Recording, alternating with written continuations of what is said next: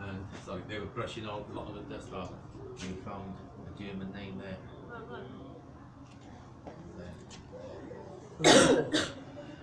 J. Brewer. Yeah. That's really cool. How much do the bats live in then? How much it goes further on down there? We're not sure. There are about 6 or 7 small colonies in there, so they could be all in one room. We don't know because none of us have ever been there. It's only the Preservation Society have been down there. But you don't know how many rooms are further on down there, do you? It's an identical mirror of this mirror image, so whatever's there is down there. Oh.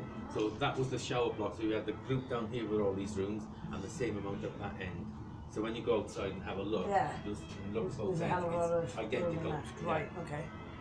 But they are looking at, once we get the grant, is to move the bats out of here if they would go. Yeah. So what we do is build another roost somewhere else, take a lot of the feces off the floor into that room, take some of the wood off it. So